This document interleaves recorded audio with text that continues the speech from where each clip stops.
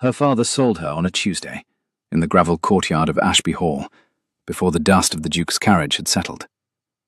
He did not call it a sale. He called it a generous match. He called it Providence. He called it many things in the polished voice he used for visiting clergymen.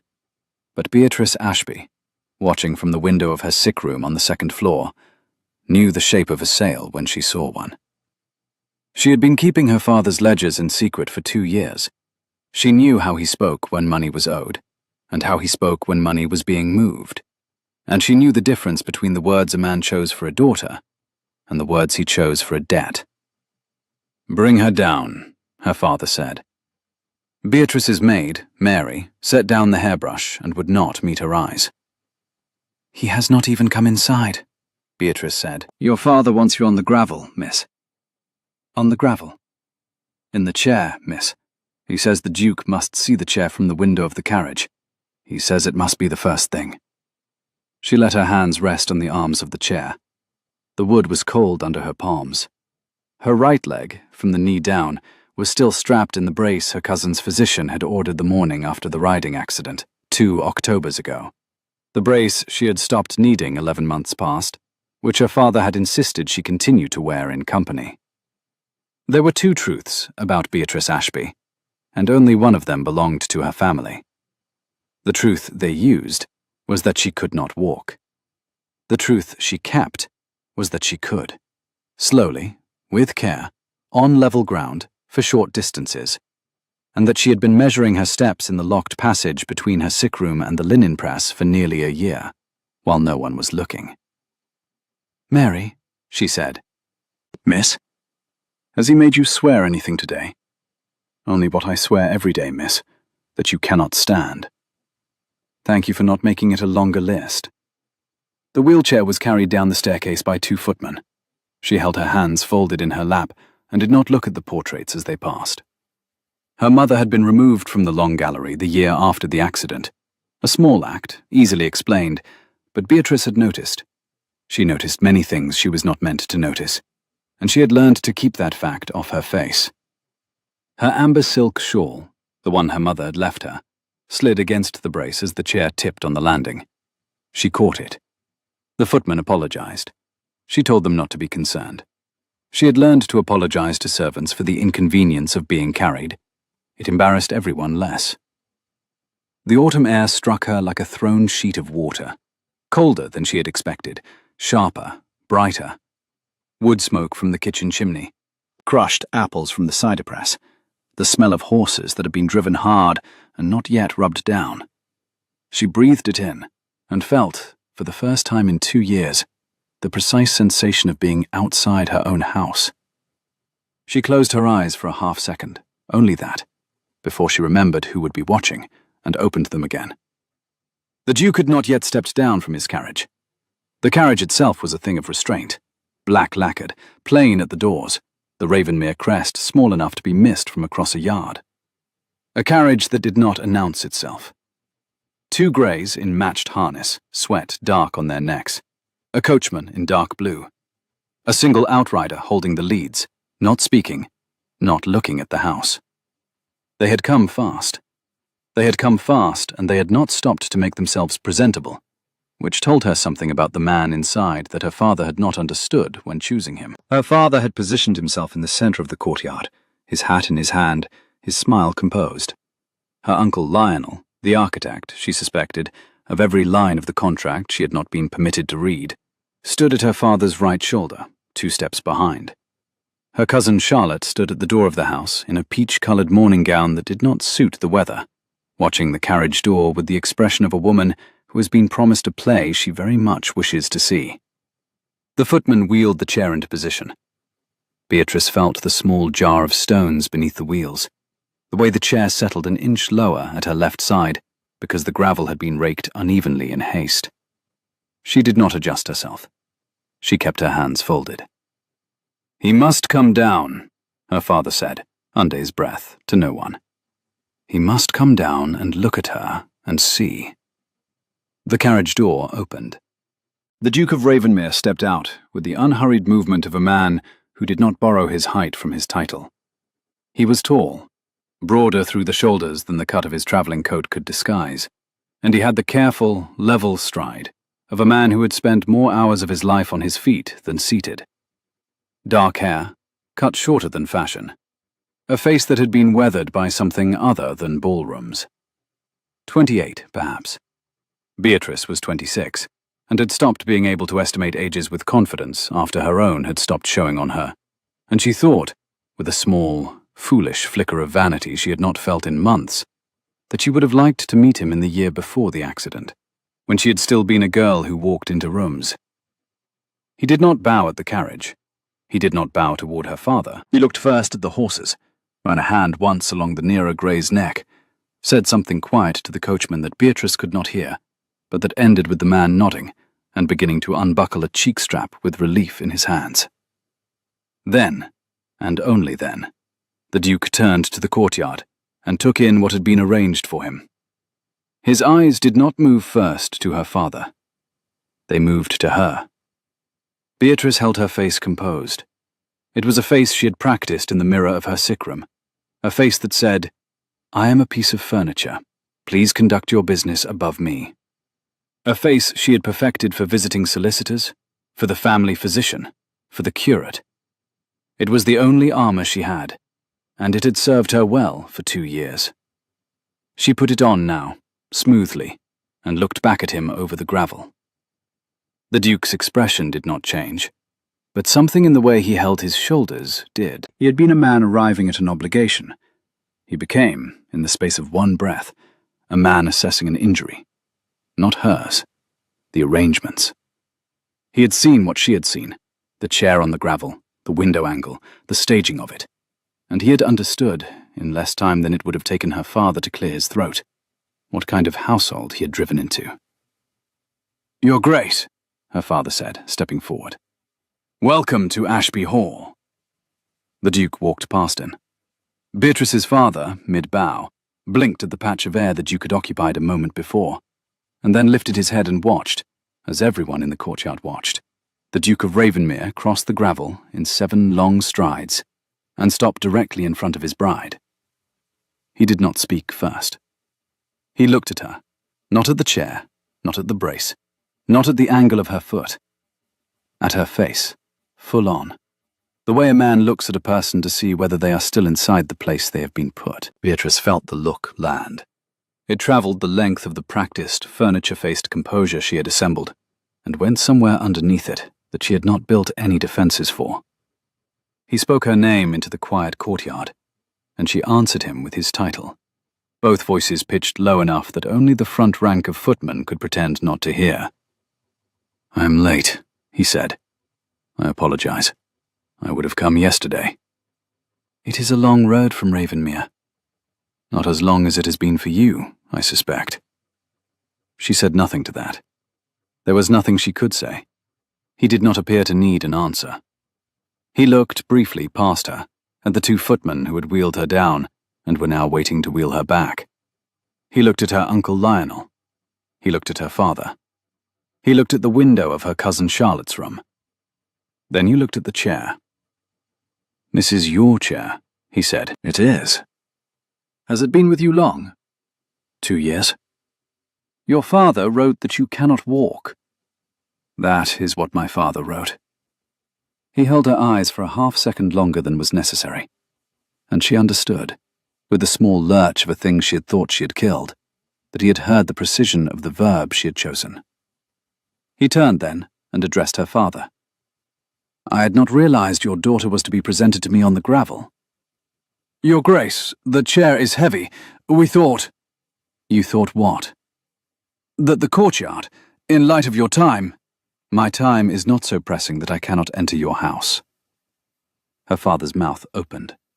Her Uncle Lionel cleared his throat. "Your Grace," Lionel said, "if we may invite you inside, the contracts—" "Are signed," the Duke said, without looking at him. "I signed them in London on Saturday. Your courier delivered the papers Sunday morning. You have my word, your money, and my name upon the document. The thing remaining in this courtyard is not a contract.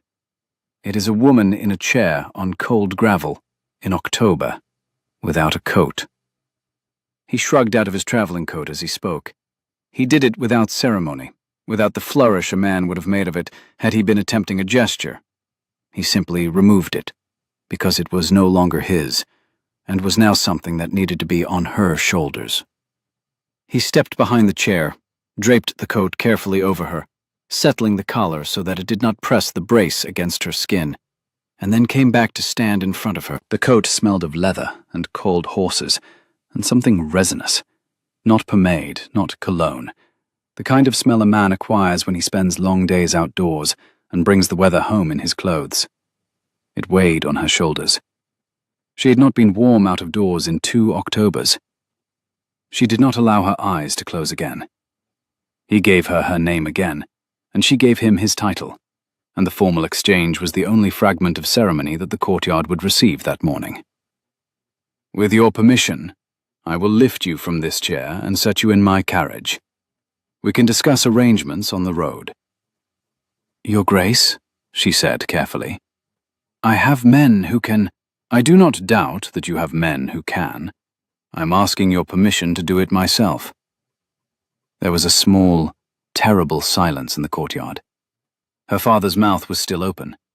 Her uncle Lionel was, for the first time since she had met him, not certain what to do with his hands. Charlotte had stepped onto the gravel and stopped, having clearly intended to be helpful in some performance of her own, and discovering, mid-stride, that the script she had imagined was no longer being staged. Beatrice looked up at the man she had married 3 days ago, in a document she had not been allowed to read. "You have it," she said. He bent. He did not bend in the apologetic way men bent over invalids, the half-stoop that signaled both effort and condescension. He bent the way a man bends to lift a thing he respects. One knee on the gravel, no flinch, eyes level with hers.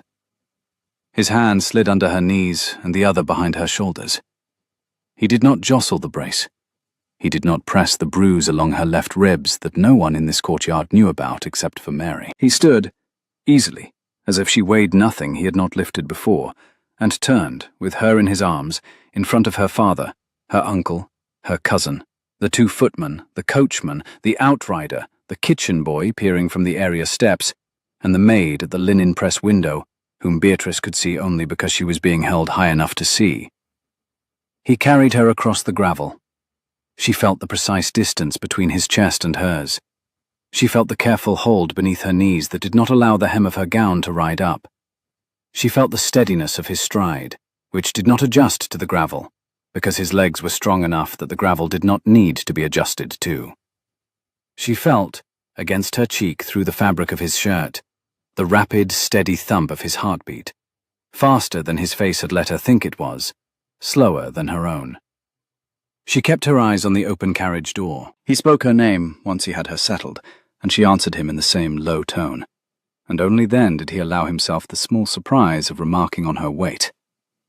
"You are lighter than I expected." "I have not been outdoors in some time." "That," he said, "is going to change."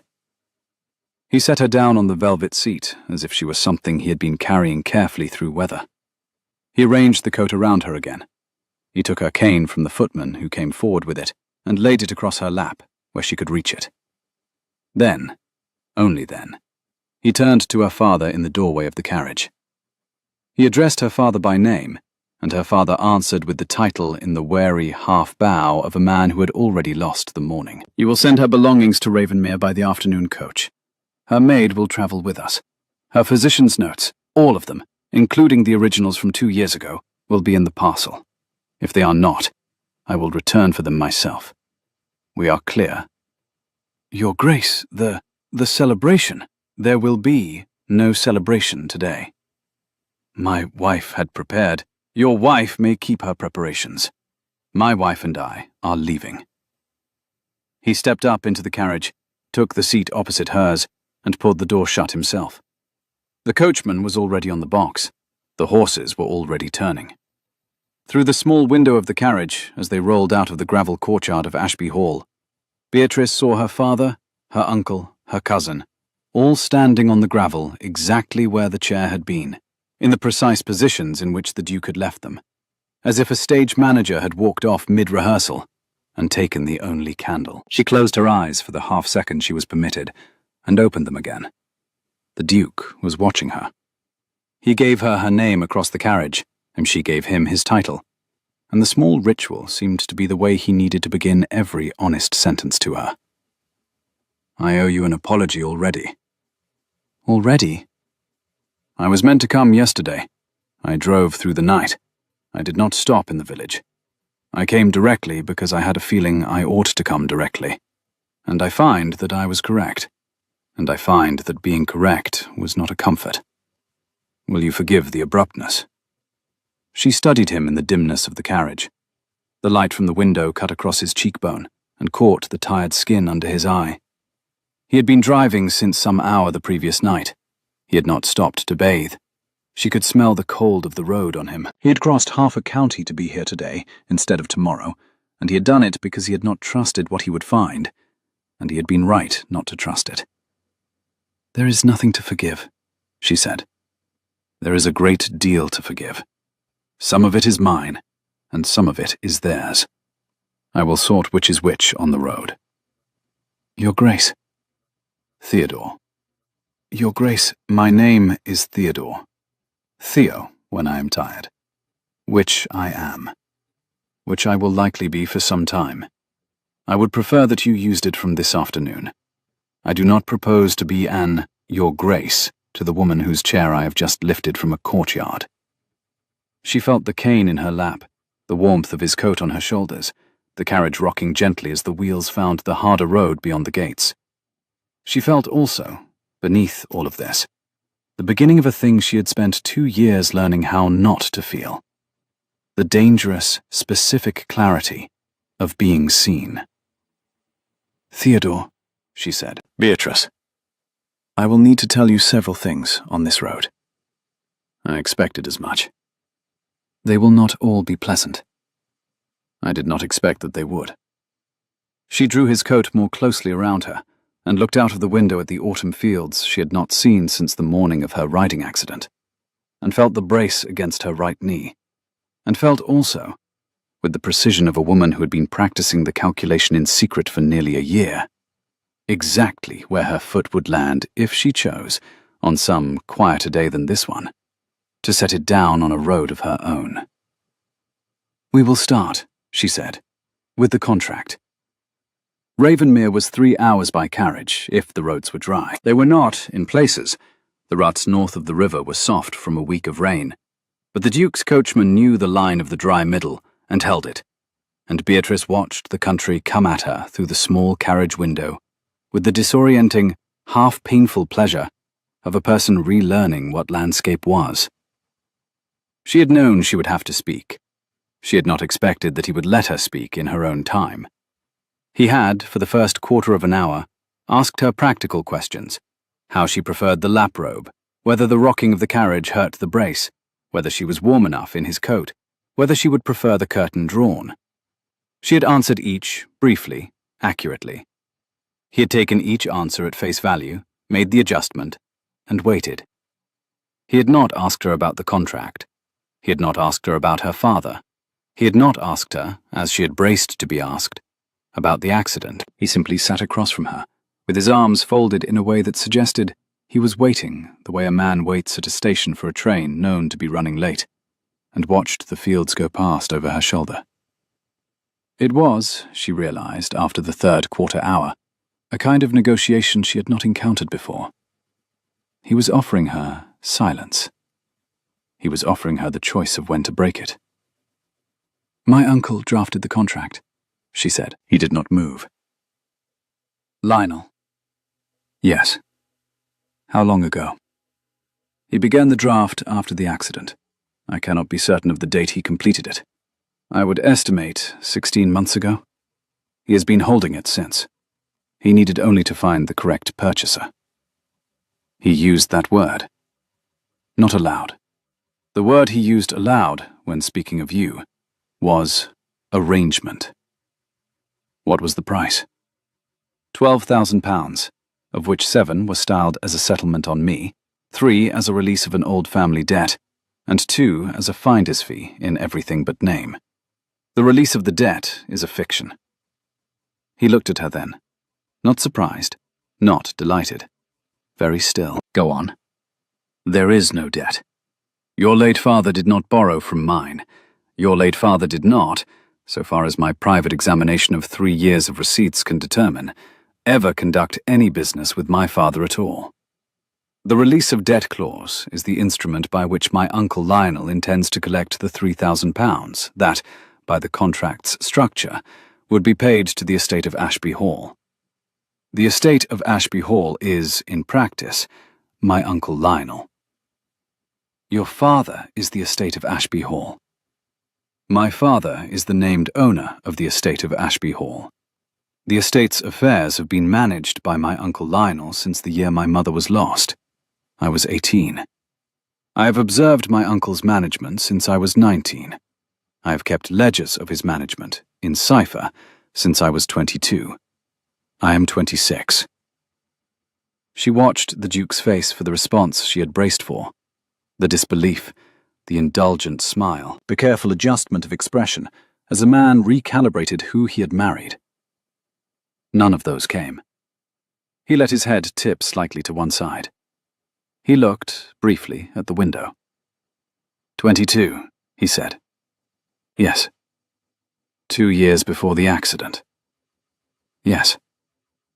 You began keeping ledgers on your uncle 2 years before any reason existed to. I had reason. He did not know I had reason. What was it? She measured him a moment longer. He was waiting again. He was, she was beginning to understand, very practiced at waiting. A maid, she said. Sarah Pell. She had served my mother. After my mother passed, my uncle dismissed her without a character. She came to my window the night before she left. 13, Your Grace, she was 13. And told me where to look in his desk if I ever wanted to know what she had seen. Did you look? I looked. The receipts she described existed. I copied them. I returned the originals before he noticed. I did this every Wednesday afternoon for 4 years, while he believed I was reading novels in the morning room. I am very good at reading novels. I am better at copying receipts. Did Sarah Pell? She is a housekeeper now, in Lincolnshire. I've written her a letter every quarter for 6 years. She does not know that I send the letters. They are signed with my mother's name. I send them through Mary's cousin, who works in a coaching inn near her village. I have never spoken her name aloud before this carriage. I would prefer, please, that I had never had to. The Duke did not speak for a long moment. Outside the window, the road climbed a low ridge, and a thin line of late sun broke over the brown of the fields, and a flight of rooks lifted from the hedgerow and turned together against the grey of the sky. He spoke her name, eventually, into the quiet of the carriage. She gave him his. Why did you tell me this in the first hour of our marriage? Because the first hour of our marriage is the hour in which I will be most believed. By the 3rd hour, you will have begun to wonder whether I am a clever woman who has taken advantage of you. By the 3rd week, my Uncle Lionel will have written to you, with the polite and reasonable air for which he is famous in our county, to suggest that I am subject to nervous fancies on account of the accident. By the 3rd month, he will have visited Ravenmere himself, with my father, and told you, sadly, in the careful voice of a man who loves his niece, that I am not always to be relied upon in matters of money. He will offer to manage my settlement on my behalf. You will, by then, half believe him. I would prefer to spend this hour, on this road, telling you the truth about him before he has had the chance to tell you the truth about me. The Duke's eyes had not left her face since she had begun. That is, he said slowly, the most efficient strategic operation I have heard executed on the seat of a carriage. Thank you. I had not anticipated being grateful, today, for marrying a strategist. I had not anticipated today having the use of a husband.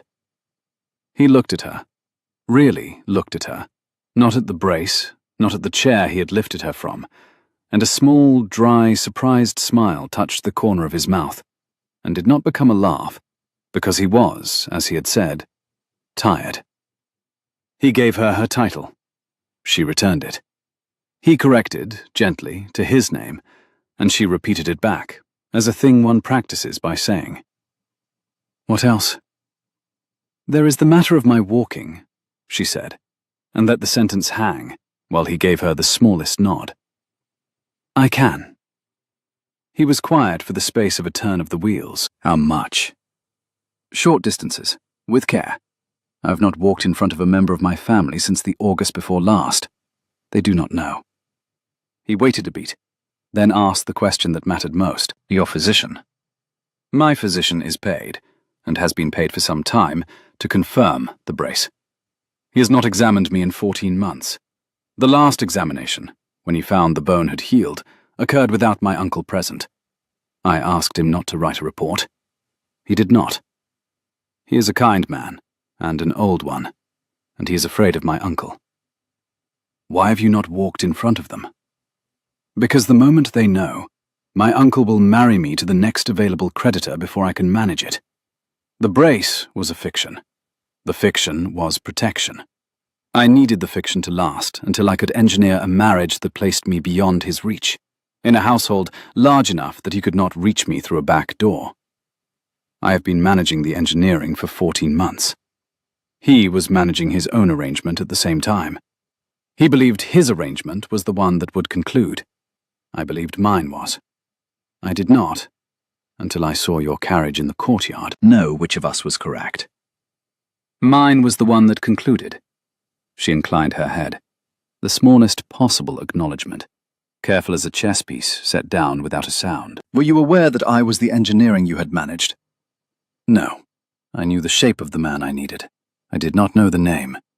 I knew there was a duke in the north whose late father had endowed 3 village schools and 1 hospital, small things, badly publicized, easily missed in the gossip columns. I knew that any son who had not unwound those endowments after his father's death was either negligent or deliberate. I read the records of the endowments in the parish reports my father took. I made some inquiries through Mary's cousin. I formed the impression that you were deliberate. That is a great deal of inquiry for a woman whose physician was not allowed to examine her. I had a great deal of time. He was silent for a moment, and then he laughed, a short, low, genuinely surprised laugh that filled the dim carriage and was gone again. It was the first he had laughed all day, perhaps the first he had laughed in some longer time, and he looked, after, briefly embarrassed at himself. He looked back at her, with the embarrassment subsiding into something steadier. The careful, level attention of a man who had decided he was going to spend the next quarter hour being told the rest of it.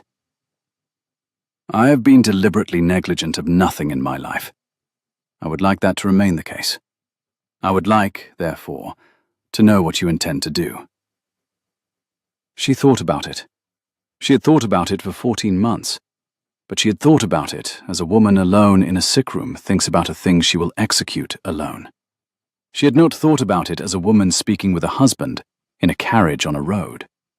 The latter was an unfamiliar register. She found that the calculations simplified rather than complicated. I intend to take Ashby Hall away from my uncle, she said, without taking it from my father. I intend to walk the length of your library before Christmas, and then the length of your gallery by Easter, and then, if it can be arranged, the length of a quiet road in the spring. I intend to give you a household worthy of the name your father did not unwind, and to be myself worthy of being, at some unhurried point in our acquaintance, your wife in fact as well as in document. I intend to do all of this without becoming a burden to you in any of the ways my father has trained me to expect to be a burden. I intend, finally, to stop wearing this brace, in a place where no one will use the wearing or the not wearing as currency. He sat very still.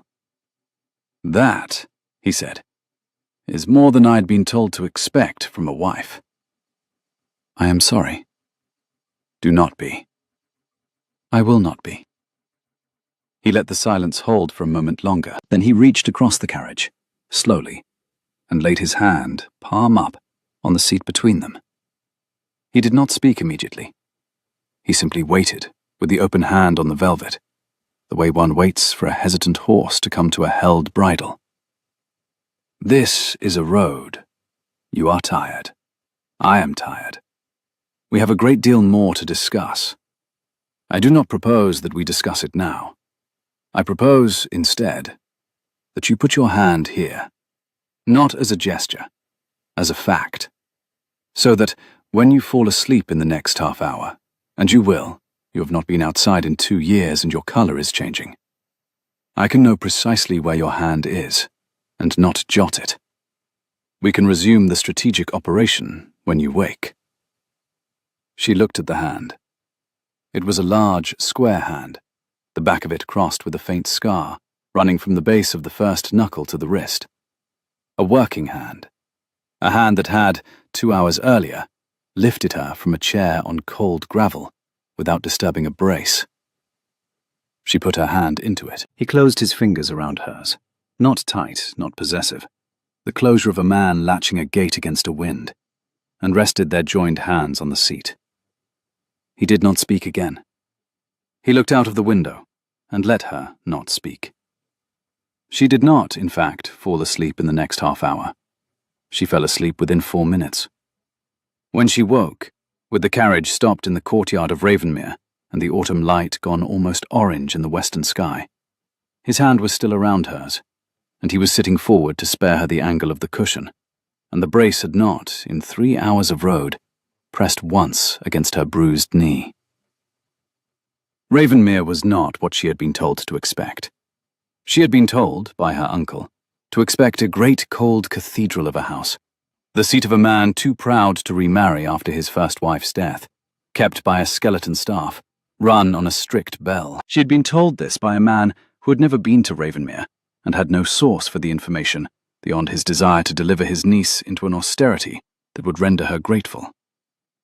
What she saw, when the Duke opened the carriage door and the courtyard came into view, was a long, low, warm-stoned manor with 3 rows of mullioned windows lit from within against the early dusk, smoke from 4 chimneys, 2 dogs of an unimpressive but enthusiastic breed coming around the corner at speed, a housekeeper on the steps with her apron still on from the kitchen, a steward standing 1 step behind, and a small congregation of staff who were attempting, badly, not to crane their necks at the carriage door. "Mrs. Heaver," the Duke said before he stepped down. "This is my wife, Lady Beatrice. Her maid will arrive on the afternoon coach with her belongings. Until then she will need everything. Hot water, a fire in the rose room, not the green, the rose. Soup, not a meal. Send for Dr. Wykeham in the morning, not this evening. She is not to be examined tonight. I will carry her in." The housekeeper, round-faced, perhaps 50, eyes sharp under the practiced calm of a woman who had managed a great house for 30 years, said only, "Your Grace," and turned, before he had finished speaking, to set the orders moving. The Duke stepped down. He did not, this time, ask Beatrice's permission. He stood at the open carriage door and held out his arms in the precise, quiet way of a man whose request has already been made. She allowed herself, on this second lifting, to look up at him. The light from the lanterns over the door fell across his face. He was tireder than he had been in the courtyard at Ashby Hall. He had not slept since some hour she could not place. He had carried her 3 hours in his attention, as well as in his arms. She said his name, quietly enough that only he could hear, and he answered with hers, and waited. "You may put me down inside. Not in the carriage, not in the courtyard. Inside." He nodded once. He lifted her a second time, in the courtyard of Ravenmere, in front of 2 dogs and a small congregation of staff, and carried her up the 3 shallow steps and through the broad oak door, and into a hall that smelled of beeswax and applewood, and the particular, gentle dust of a house that has been lived in continuously for 200 years. He set her, as she had asked, just inside the threshold, on a settle by the door. Not in the chair the housekeeper had had brought, not in the wheeled thing the steward had appeared with, on a settle, with cushions. He arranged the cushions. He took her cane and laid it across the settle within reach. "Mrs. Heaver will take you to the rose room," he said. "She will not require you to climb stairs. There is a sedan in the back passage that has not been used since my mother had her ankle in plaster, the year before we lost her. It is in good condition. Mrs. Heaver has arranged it. She began to protest, half-formed, the rest of an evening she had assumed he would expect. I am going to wash, eat something that is not ham from a saddlebag, and write 3 letters before I sleep. The first will be to your father, restating what I said in the courtyard in writing. The second will be to your uncle, requesting from him, in the politest possible terms, every paper he holds related to the alleged release of debt. The third will be to my own steward in London, who will receive his instructions for the next month before midnight. You will be asleep, I hope, before I have finished the second letter. You cannot. I can, Beatrice. I have done it before. Less interestingly. He looked at her for a beat longer than he needed to. Then he straightened, gave her the dry, brief, surprised half-smile that he had given her in the carriage, and turned to the housekeeper, who was waiting at the precise distance of a woman who had heard every word and would not betray a single one with a flicker. He turned to the housekeeper. My wife is to have anything she asks for. She is also to have several things she will not ask for. Use your judgment. Mrs. Heaver bowed her head fractionally, the closest thing to a vow Beatrice had ever seen a housekeeper deliver in a hallway. He left. In the Rose Room, an hour later, washed, fed broth and bread, propped against 3 pillows of the wrong size that Mrs. Heaver was already replacing, Beatrice lay in a vast, unfamiliar bed, under a vast, unfamiliar canopy, and stared at the painted ceiling beam, where a flight of small wooden swallows had been carved by a craftsman who had clearly been showing off. She listened to the unfamiliar house. She listened to the murmur, somewhere through 2 walls and a passage, of a man's voice dictating letters in a measured tone. She thought, he has not been a husband to me. He has not, in any of the ways a husband would have been within his rights to be, behaved as a husband. He has been a stranger of considerable competence, who has lifted me from a courtyard, and then arranged for me to be left alone to rest. She thought, I have, in the matter of a marriage I did not choose, accidentally chosen extremely well. She thought, I will sleep until morning, and I will begin tomorrow by walking, slowly, with care, on level ground, for short distances, across the floor of the Rose Room, to the window, where I will see whatever weather the morning brings. I will choose what he sees of that, and when. I will choose. I have not chosen, in the matter of my own legs, for 2 years. She closed her eyes. She slept. She did not wake until 10 the following morning, which was longer than she had slept at one stretch in 18 months. And the first thing she saw, when she opened her eyes, was a small bowl of late autumn roses on the windowsill, yellow at their cores, edged with a faint, tired pink. And beneath them, on a folded slip of cream paper, in a strong, square hand, the word, Walk when you are ready. T. She walked. She walked from the bed to the window. 6 steps, with the cane, slowly. The carpet was thicker than she had grown used to at Ashby Hall, and the cane sank into it more than she had expected. But she made the 6 steps without letting the brace take her weight. The brace was loose this morning. She had loosened it herself before sleeping, and Mary, arriving from Ashby Hall on the evening coach, as the Duke had stipulated, had not been told to tighten it again. And she stood, when she reached the window, with her free hand braced against the stone of the sill, and her breath coming a little too fast, and looked out at Ravenmere in its second morning of being hers. A garden, frostbitten, walled. A long, low orchard behind it, the last of the apples not yet picked. A drive curving out under elms. A pond she had not seen the night before. A man in an undyed shirt, sleeves rolled to the elbow despite the cold, splitting wood on a stump by the orchard wall. Splitting it badly, she noted, with the precise attention she gave to all things she was not supposed to be observing. He had a steward's posture, but a steward would not be splitting his own wood.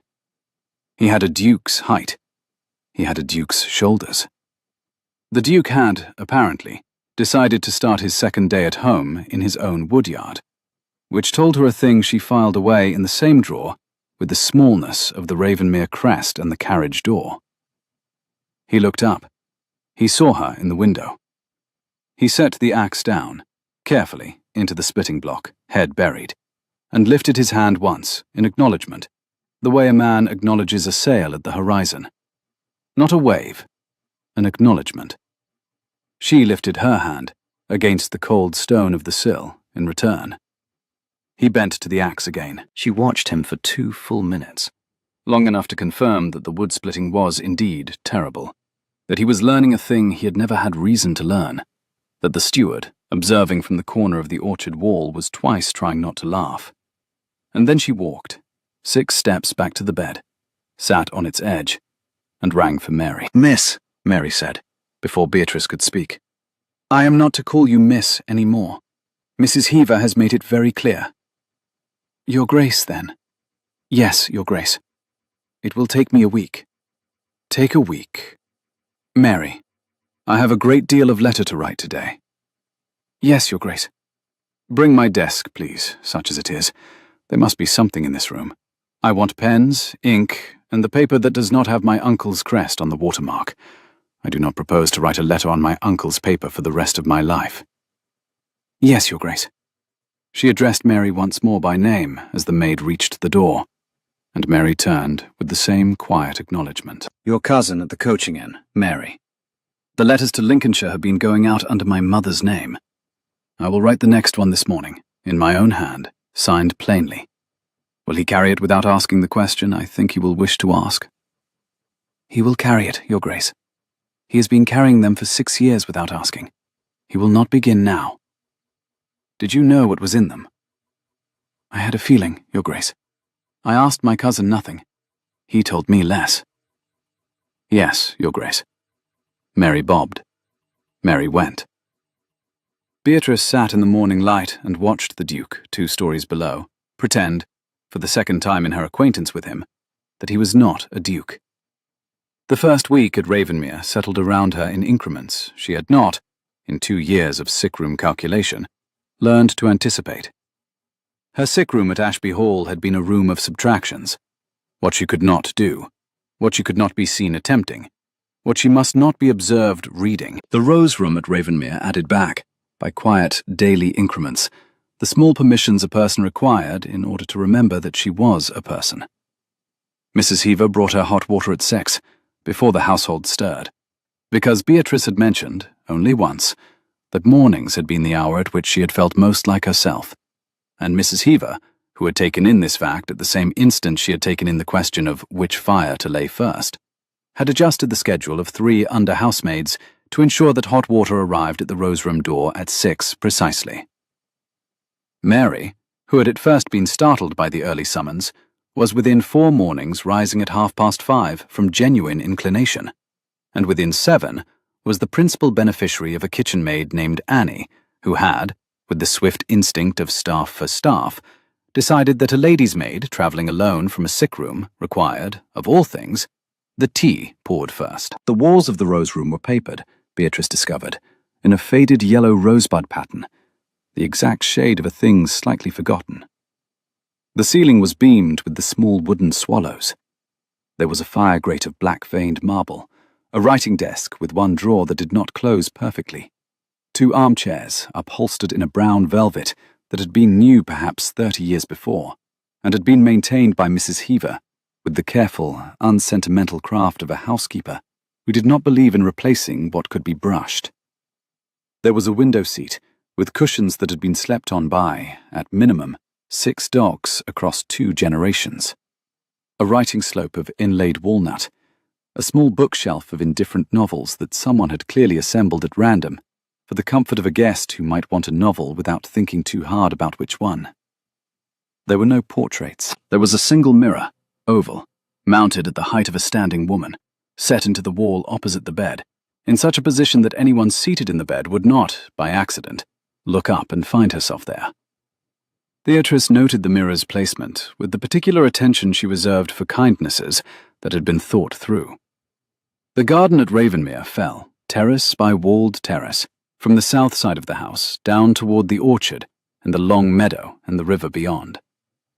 There was a kitchen garden of brick, frost-bitten and ordered, with the neat ruined rows of late kale, leeks, and the crowns of asparagus tied in for winter. There was a rose garden, austere in October, a tracery of black canes, and the brown sheaves of the last hips against the wall. There was a small white marble basin, fed by a lead pipe, in which a single water strider had been spending a thoughtful late autumn. There was a low gate of black iron in the orchard wall, through which, Beatrice understood by the second day, the Duke disappeared at unpredictable hours to do unpredictable things in his own woodyard with his own axe, and the patient, indulgent amusement of his groom. Beatrice walked, at first, only inside. She walked from the bed to the window of the rose room, 6 paces, then back.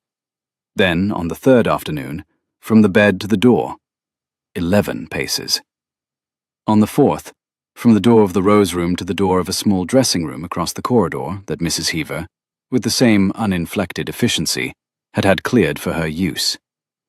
Then, by the 7th day, the corridor itself, from the rose room door to the head of the back stairs, a distance of 42 paces, which she walked twice before sitting down on the upper step and laughing, very quietly, into her own sleeve, because she had not in 2 years walked 42 consecutive paces, and had now walked 84. Mary, who watched all of this from the doorway of the rose room, with her arms folded into her apron and her face very carefully held, did not cry. She had been ordered by Beatrice on the morning of the second day not to cry. She did not cry. She did, however, on 3 separate occasions in the first week, vanish into the linen press for a quarter of an hour with a piece of mending she did not, in fact, need to attend to, and emerge with her eyes very bright and her chin very firm. And Beatrice did not, with the courtesy due to a maid who had kept a great many secrets for a great many years, ever ask her where she had been. The household at Ravenmere had a rhythm that did not require Beatrice's instruction in order to assemble itself around her. This was, she understood by the end of the first week, a household that had been managed for a long time by a woman who knew how to manage it without consulting a master, because the master, having installed Mrs. Heaver in her position 12 years previously, had then had the sense to leave her to her work. The kitchens ran to the hour. The fires were laid by an underfootman named Edwin, who, at 14, was already so silent that Beatrice did not at first realize a fire had been laid until she saw the new flames. The horses were exercised by the head groom, a thin Yorkshire man called Plum, in the long meadow at 7 and at 4. The dogs, 2 unimpressive lurchers named, with the Duke's particular brand of unceremonious accuracy, Mr. and Sir, circulated through the house and the yards and the orchards in long, optimistic patrols, and were so consistently, gently rebuffed at the door of the rose room by Mary, that they took, by the 5th day, to lying outside it in the corridor as a matter of established right. Beatrice's belongings arrived from Ashby Hall on the afternoon coach, as the Duke had stipulated, and then continued to arrive, in smaller parcels, for the next several days, in a steady trickle that Beatrice eventually understood to be the result of Mary's cousin, the coaching innkeeper, having taken it upon himself to send on, with each subsequent coach, anything he believed Beatrice had been unjustly deprived of. There was, in this manner, a small green leather book she had not opened in 3 years, a glove that did not match anything else, 2 combs of horn she had been certain her uncle had thrown away the morning after the accident,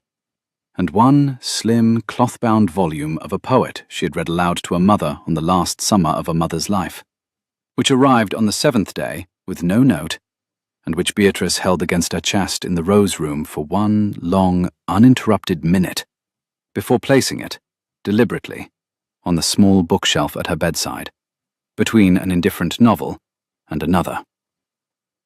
The Duke, throughout the first week, conducted himself with the careful attention of a man who had decided that his presence in a room was a question to be answered by the room's occupant, and not by him.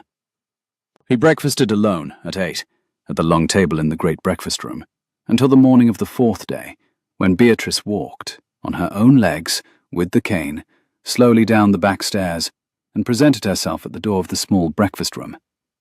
She had not asked permission. She had not informed Mrs. Heaver. She had decided, in the Rose Room at 7:30, that the small breakfast room was where her place would now be set, and walked to it. Mrs. Heaver, who had been waiting in the corridor outside the great breakfast room, with the expressionless competence of a woman who had foreseen every eventuality, redirected the morning's coffee in the time it took Beatrice to lower herself into the window-seat chair. The Duke, when he came in at 8 as usual, stopped for the precise space of one breath at the door of the great breakfast room, registered the empty table, glanced down the corridor, registered the new arrangement, and walked, without comment, into the small breakfast room, where he sat opposite his wife at the window seat and asked, very calmly, whether she preferred her toast pale or dark. She preferred it dark. He had it dark. He drank his coffee. She drank hers. They did not, in the first morning of breakfast together, discuss anything of consequence. They discussed the colour of the water strider in the marble basin, which the Duke had also noticed. They discussed the swallows in the ceiling beams of the Rose Room, which he had not seen since boyhood. They discussed, with the careful attention of two people who had agreed without speaking to begin with the easiest possible weather, the difference between Yorkshire bread and Hampshire bread, on which the Duke had unexpectedly firm opinions. They did not, that morning, discuss the contracts, the uncle, the brace, the chair, the courtyard, the lifting, or the question that had been laid, 3 days earlier, in the dim carriage between them in the form of a hand on a velvet seat. After breakfast, on the 4th day, and on every day after, the Duke took his correspondence to a chair he had drawn into the long passage outside the Rose Room, where he could sit with his pencil and his envelopes within hearing distance of any sound she might make, and yet not, by his presence, oblige her to acknowledge him. Beatrice, who had not been protected by anyone since her mother had been alive, and who had therefore not, in 8 years, been able to distinguish protection from supervision, took 2 full days to recognize that what was happening in the long passage was protection.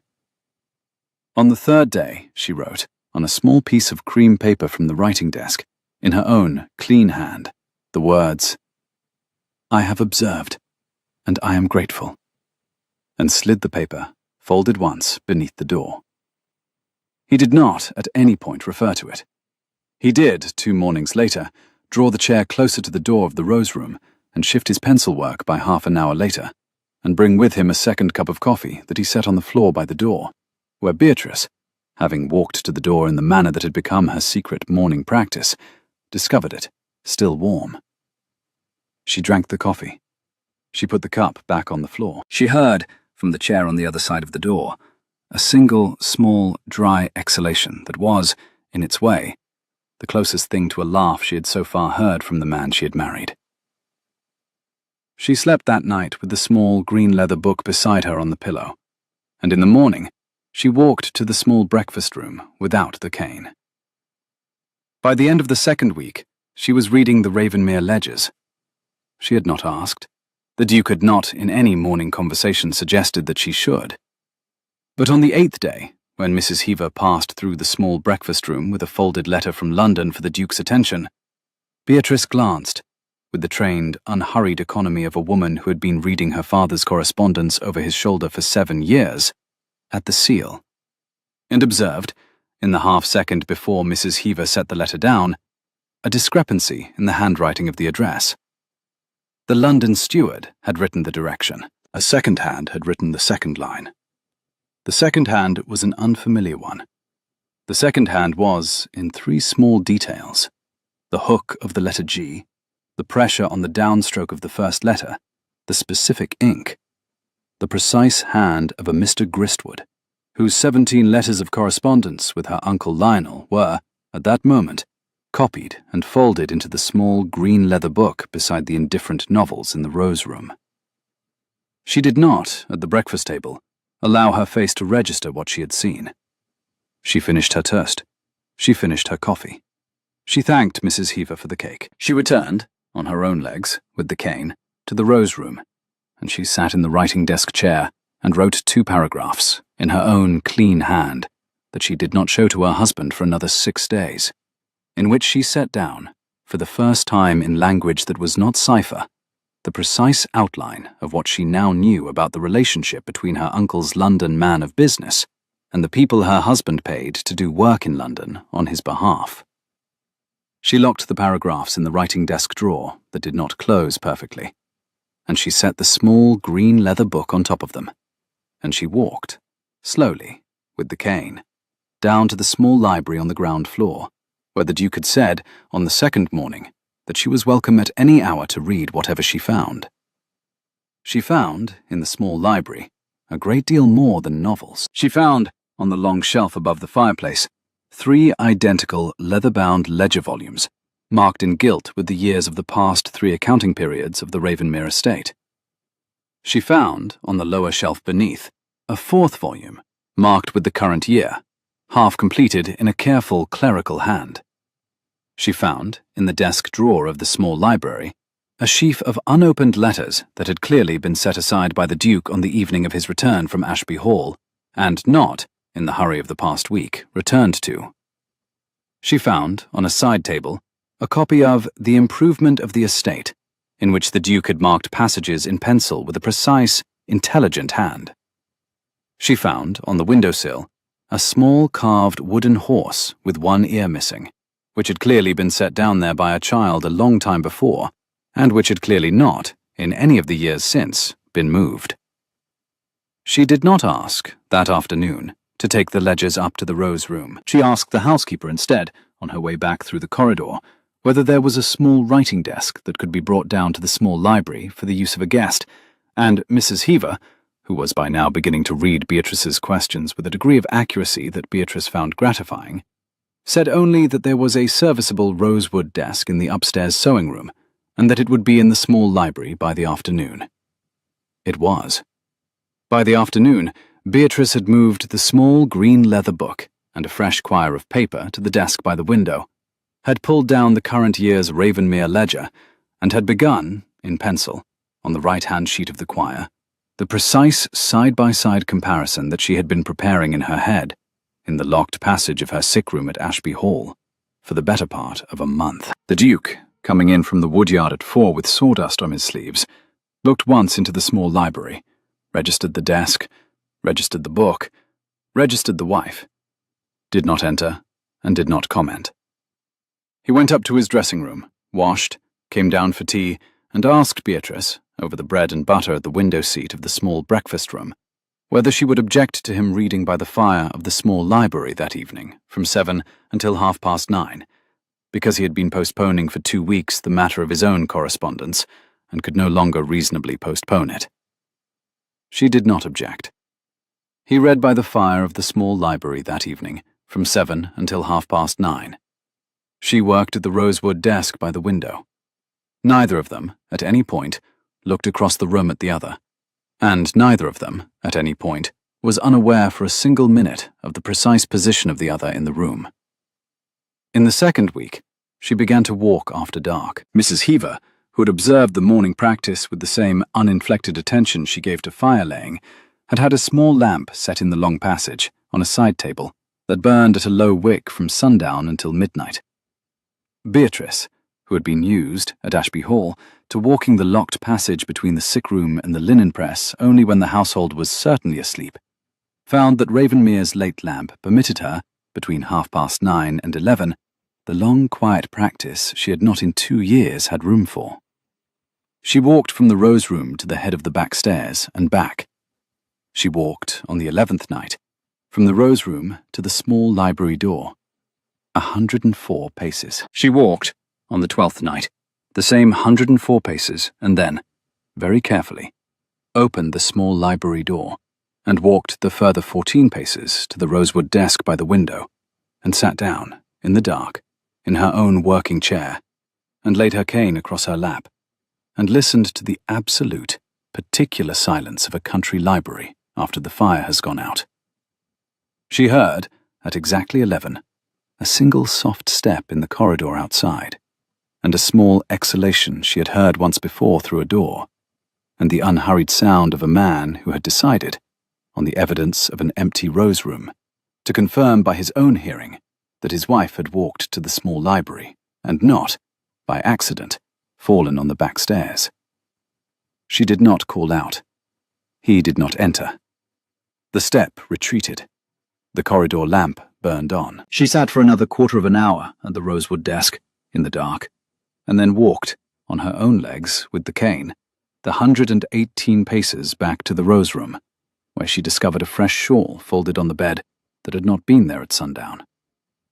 By the end of the second week, she had completed, in her own clean hand, a 13-page parallel of the Ravenmere ledgers with the 17 letters from her uncle's man of business, and she had identified, with the precision of a woman who had been waiting for 14 months to identify it, the exact accounting clause that connected the two. She did not, that night, show the parallel to her husband. She locked it, with the small green leather book, in the drawer of the rosewood desk that did not close perfectly, and she sat on the surface of the desk where Mrs. Heaver's morning lamp would light it for the housemaid who came at 6, the small carved wooden horse with one ear missing, which she had taken down from the windowsill of the small library and brought up in her shawl pocket, for reasons she did not, at 11:30, attempt to articulate even to herself. She slept very well. The third week of her marriage, on a Wednesday, her uncle Lionel wrote. The letter arrived on the salver in the breakfast room at 12 minutes past 9. Beatrice was already at the table. She had by then walked unaided from the rose room to the small breakfast room every morning for 9 days, with the cane and a little more confidence each morning, and Mrs. Heaver had taken to setting her place at the window seat, where the sun came in over the orchard at exactly that hour, and the Duke, who never breakfasted later than 8, had taken to breakfasting at 9 instead, because he had found that he preferred his coffee in the company of his wife. He saw the letter on the salver. He looked at the seal. He named the sender across the toast, and she repeated the word back to him with the smallest possessive shift, claiming the man and the letter alike. Would you prefer that I open it? I would prefer that I open it, in your hearing, after the toast. Mrs. Heaver, the Duke said. Toast, please, not in haste. The toast came, unhurried. It was buttered slowly. Beatrice took her time over it. The Duke took his over the coffee. Neither of them looked at the letter on the salver, which lay between them with the small gold weight of a stone dropped into a pond they had been allowing to settle for 9 days. When the toast was finished, Beatrice picked up the letter, broke the seal, and read it twice. Once at the speed at which she would have read it the day she met her husband, and once at the speed she had developed since. She passed it across the table. The Duke read it once. He says you have been seen walking. He says he has been informed by a person he trusts that I have been seen walking unaided in the gardens of Ravenmere on 3 separate occasions. He suggests, with a great show of concern, that this is most surprising. He suggests that, in light of my long history of nervous fancies after the accident, he would consider it a kindness if he might be permitted to send our family physician to examine me at his earliest convenience. He suggests that, should the examination confirm what he has been told, the matter of my settlement and the release of debt clause might benefit from a small renegotiation, conducted in a friendly spirit, between the families. He is asking to revise the contract. He is asking to extort. The friendly spirit is a courtesy, the extortion is the intention. Who informed him? It is irrelevant. He has eyes in every house in this county that has ever taken my father's port. He will have a footman at Ravenmere by Christmas if I do not act before. The Duke set the letter on the table, smoothed it once with the side of his hand, a careful, considering smoothing, not an angry one, and lifted his eyes to her over his coffee cup. He spoke her given name into the morning quiet of the breakfast room, and she answered him with his, and the small private exchange settled between them like a turned page. What is your move? She sat back in the window seat and looked out at the garden. The frost had finally cleared from the lawn. A robin was at the rosemary by the wall. The orchard beyond was bare, except for a few late apples on the high branches, beyond the reach of the ladders. I will write to him, she said, and invite him to dinner. He waited. At Ravenmere, she said, on a date of my choosing, with my father, with Charlotte, with the Hartleys, the Penroses, and Mr. Bramwell the magistrate. 6 persons besides ourselves. A small county dinner, wholly proper, wholly public. I will provide him with the opportunity to ask me, in front of company he respects, what he has asked you in private. I will provide him with the opportunity also to refuse to ask. He will refuse to ask. I will then, in the course of the evening, walk, slowly, with the cane, with care, from the drawing room to the dining room, and from the dining room back, across the length of 2 rooms my staff will have arranged for the precise distance I can manage. I will then, after the ladies have withdrawn, return, alone, with Mr. Bramwell as our witness, to the small library where, in advance of the dinner, you would have caused my private ledgers, copied in cipher, kept since I was 22, transcribed in clear during the past 3 weeks at Ravenmere, to be laid out on the long table. Mr. Bramwell will be invited to read. I will be invited to translate. My uncle will be invited to explain. He will not be able to. The Hartleys, the Penroses, and my father will be in the next room, and the doors will be open. That, said the Duke, is a county dinner. I have had 3 weeks to plan it. You have had 18 months. That is also true. He looked at her, really looked, in the way he had begun to look at her over coffee in the mornings, which was a way she had not previously associated with men over breakfast, and lifted the cup carefully to his lips. He set the cup down again before he answered, with the kind of deliberation he gave to all small public commitments. I will host this dinner. I had not doubted it. I will host this dinner on one condition, which is that you walk from the drawing room to the dining room on my arm. Not because you require the arm, because I would like, at some point in this engineering, to be in the engineering. I have been, for 3 weeks, an admiring observer. You have been, she said, more than that. On your arm, then? On your arm. Date: the Friday after next, 11 days. I will need 3 days of rehearsal in the rooms. I will need Mary, Mrs. Heaver, and your steward. I will not need you in the rehearsal, because if you are present in the rehearsal, you will become anxious, and if you are anxious on the night, you will hover, and if you hover, Mr. Bramwell will notice, and if Mr. Bramwell notices, his testimony is less useful. You have considered me. I have considered everyone. I am very pleased that I am marrying my wife. You married your wife 3 weeks ago. I am marrying her continuously, Beatrice. It is what one does, evidently, on receipt of evidence. She did not answer that. She did not look at him. She looked down at her toast, which she had finished, and at her hands, which were calmer than she had expected. She felt, distantly, as if she had been handed the weight of a small bird and asked to carry it across a courtyard without dropping it. She wrote the letter to her uncle that afternoon.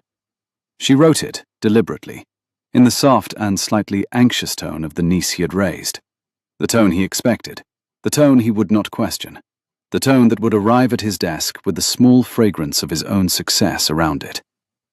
She thanked him for his concern. She acknowledged that she had been, since the accident, perhaps overprotected by her family. She said that she was now, with the help of her husband and his kind staff, attempting some small recovery of strength. She said that she would be very grateful if her uncle could come to Ravenmere, bringing her father and Charlotte, of course, for a quiet country dinner on the Friday after next.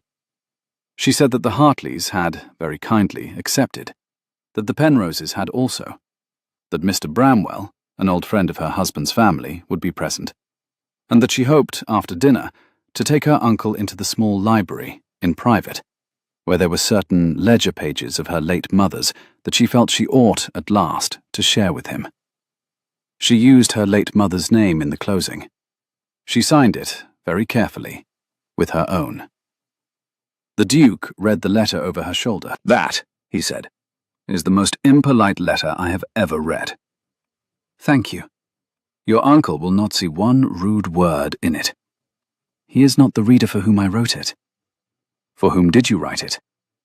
For Mr. Bramwell, who I will allow to read it on the night, after the ledgers, as the closing piece of evidence. He will recognize the courtesy. He will understand, when he reads it, that I knew, in advance, what I was inviting my uncle to. He spoke her name, and she gave him his, and the brief exchange was, as had become their habit, a request and an answer, compressed into a single courteous beat. "I will help you to the post." He did. He walked beside her, slowly, on the gravel path that ran from the front door to the post pillar, which she had practiced the day before. And she went on his arm for the precise practical reason that the gravel was uneven, and she wanted to be unseen when she stumbled, and not for the reason her mouth had given her, which was that she liked the feel of the wool of his coat under her fingers, more than she had given herself permission in 18 months to like the feel of anything. She put the letter in the post pillar herself. She walked back without using the arm.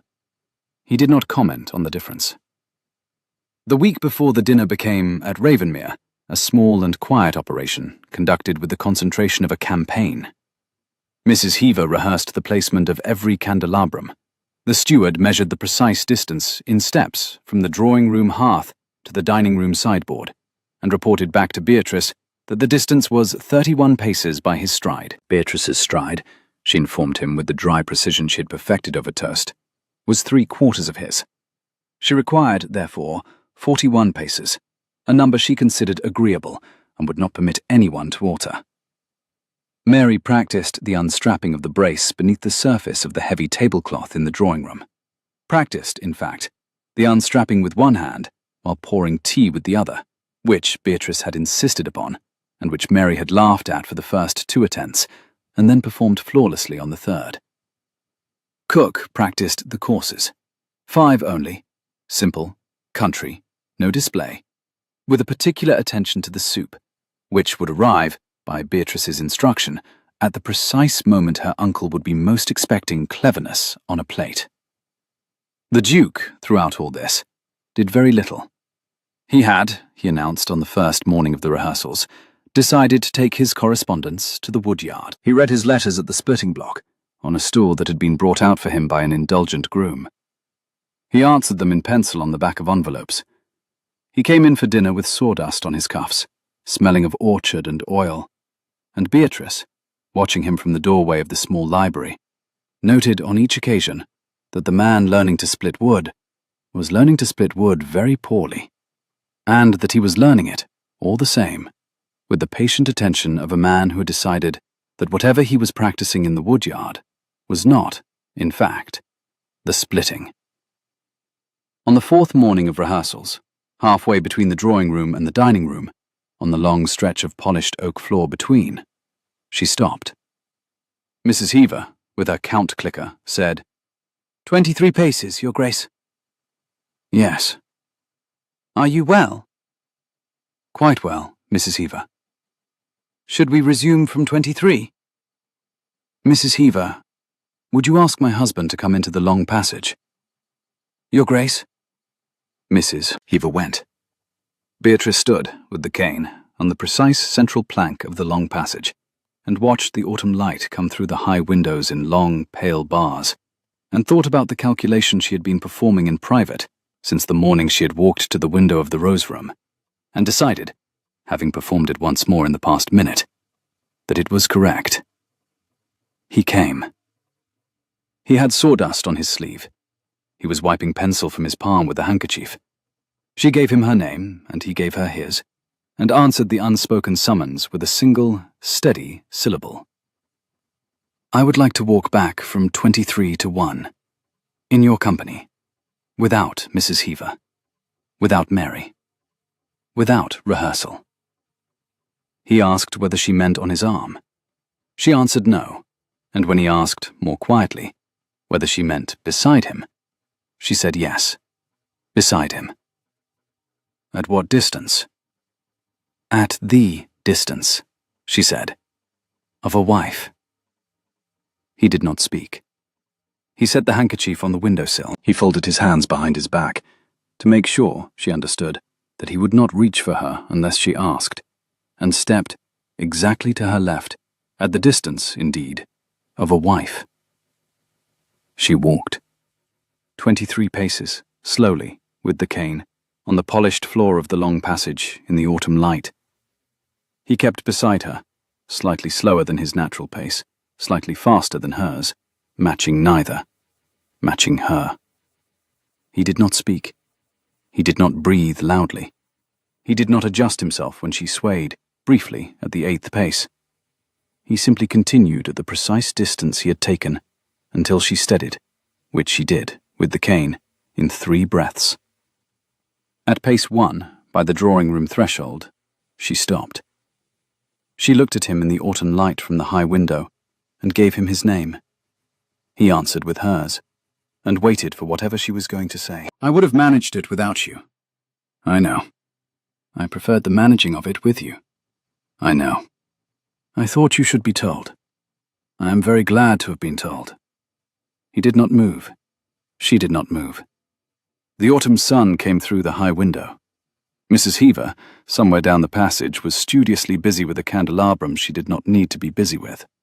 Mary, at the dining-room door, had not turned to look. The whole house was conducting itself, with the considered tact of a house that had been learning its mistress for 3 weeks, as if it had not seen anything at all. He raised his hand. He did not touch her face. He laid the back of his fingers against the inside of her wrist, where the cane sat in her grip, and let it rest there for the space of 3 beats. 3 deliberate beats. The kind of touch a man uses when he has decided in advance the duration he will permit himself. Then he stepped away. Tea, he said evenly. In the drawing room. We resume from 23 after. Yes. He spoke her name once more on the threshold, and she gave him his, and the brief mutual address closed the small ceremony of the morning's walk. You are walking very well today. Thank you. I would like, on a quieter day than this one, to ask you a question. Ask it now. I will ask it on the quieter day. I will answer it on either day. He did not respond to that. He went down the passage, ahead of her, to the drawing-room, where Mrs. Heaver, miraculously, had tea ready. Beatrice walked the remaining 23 paces back, alone, at her own speed, and found, when she reached the drawing-room threshold, that she was breathing harder than she had been breathing for any other reason in the past 3 weeks. She did not, that night, sleep until late. She lay in the rose-room bed and counted, in the dark, the precise number of times the back of his fingers had touched the inside of her wrist, and the precise number of beats they had stayed there, and the precise number of inches he had stood from her on the polished floor of the long passage in the autumn light, and discovered that, for the first time in 2 years, the inventory she was keeping was an inventory of a thing that had happened to her body that she wanted to remember. The Friday of the dinner arrived in a thin, late October fog that broke before noon into a quiet, low autumn sun. Her uncle's carriage came into the courtyard at 6. Her father's came directly behind it. Charlotte stepped down in a gown the colour of cream, chosen, Beatrice noted, for visibility against the dark wood of the hall, and looked at the staff arranged on the steps with the small, brittle smile of a woman who had been promised a different play. The Duke had arranged the staff himself. He was at the door, not on the steps, in his own coat, the dark green one, well cut but not formal, the coat of a man who had decided not to dress to impress his guests. He had Beatrice on his arm. She was in her amber silk, the shawl that had been her mother's, now made up into a gown by a London dressmaker the Duke had sent for in the 2nd week, and the brace beneath the gown was unstrapped. She had not strapped it that morning. She had walked, at her own pace, from the rose room to the hall, 6 minutes earlier than was necessary, on her own legs, with the cane beside her husband. Mr. Ashby, the Duke said. Mr. Ashby. Miss Ashby. Beatrice's father said, Your Grace. Her uncle Lionel said, Your Grace, Lady Beatrice. We are so glad. You are most welcome, the Duke said. Please come in. The Hartleys are already here. Mr. Bramwell is in the small library, looking at something Lady Beatrice has wished to show him before the others arrive. Her uncle's smile faltered for a beat. He recovered. In the library? Already? At my wife's invitation.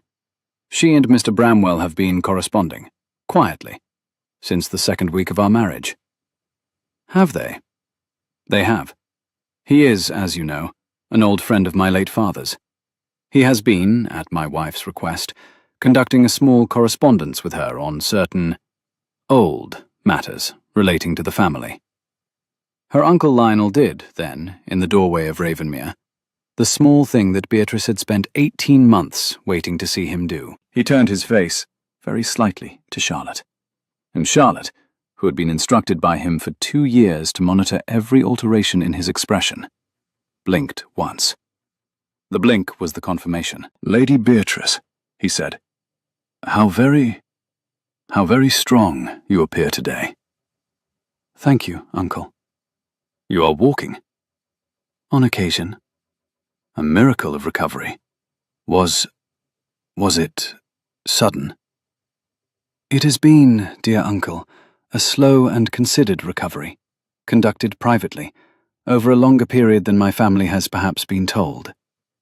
I did not wish to be congratulated on the steps before I had taken them. My husband and Mrs. Heaver have been very kind. The Ravenmere staff, as you will see, have not asked me a single inappropriate question.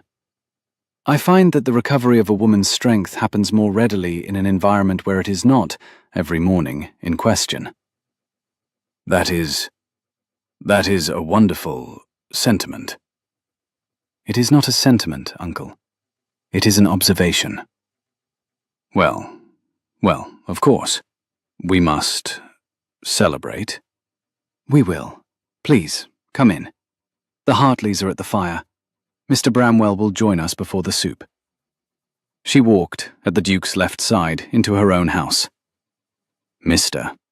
Bramwell, the magistrate, joined them between the soup and the fish, with a small, dry apology for his lateness, and a small, dry compliment for the Duchess on the soup. He was, as the Duke had said, an old friend of the late Duke's, a thin, alert, white-haired man, with the manner of a country lawyer who had spent 30 years quietly disbelieving most of what he had been told. He sat at Beatrice's right hand. He did not look at her uncle at all during the soup. He looked instead at her father, with an expression of polite, intent, gentle attention that Beatrice recognized from the magistrate's bench as the look he wore when listening to an account he had already been given a different version of.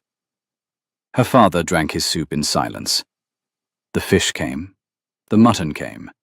Charlotte, deprived of an audience, attempted 3 different anecdotes and was politely, briefly, interested in by Mrs. Hartley, who then turned her attention back to the soup tureen. The Penroses spoke of a parish boundary. The Duke, at the head of the table, spoke very little. He watched, with the steady, level attention he had brought to her courtyard, the entire arrangement of his table. Her Uncle Lionel, twice, attempted to draw the conversation toward the matter he had come to draw it toward. Twice, Beatrice did not allow him. The first time, he said, "Your Grace, if I may, the matter of the settlement. There are, we feel, some small clarifications that would benefit—" "Uncle," Beatrice said, gently, "we have agreed not to discuss settlements at the table. Mr. Bramwell, will you have a little more of the mutton?" The second time, he said, "Lady Beatrice, perhaps after dinner."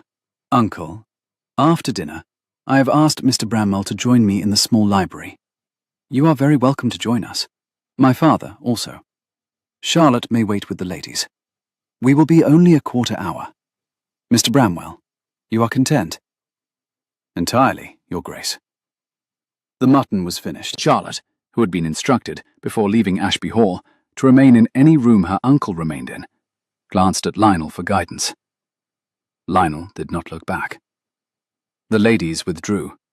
The Hartleys and the Penroses, who had been told, in advance by the Duke, exactly what was going to be conducted in the small library after dinner, withdrew also, to the drawing-room, where they would read and listen, with the open doors, in the considered manner of a county audience.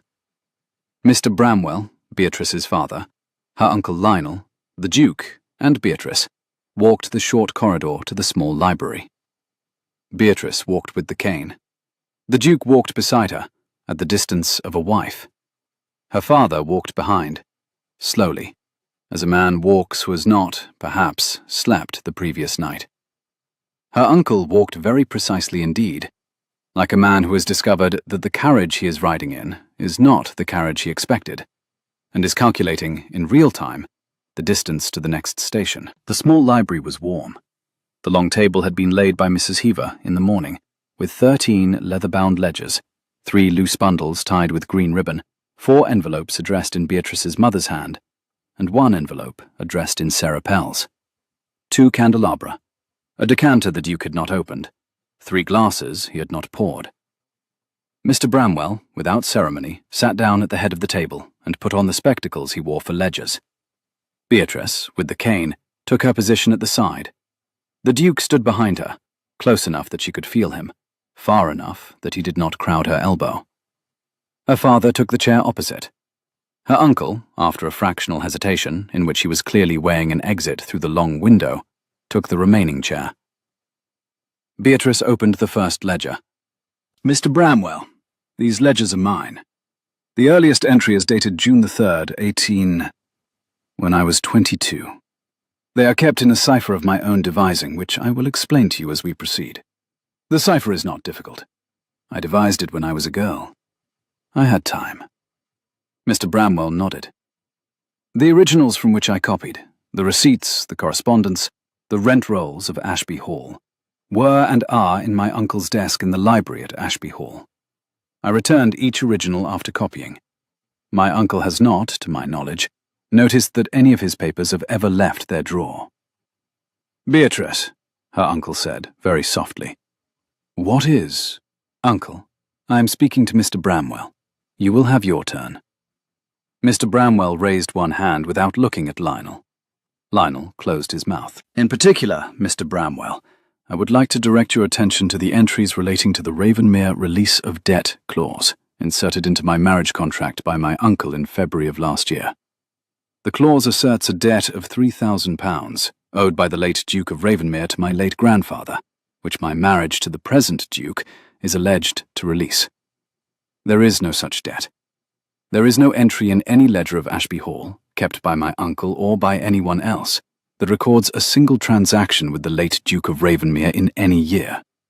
There is, however, she turned a page, a remarkable correspondence, beginning in March of last year, between my uncle and a London man of business named Gristwood, in which the proposed £3,000 is, in fact, allocated, in advance of any contract being signed, to the discharge of my uncle's personal debts to the firm of Vinder and Carmody.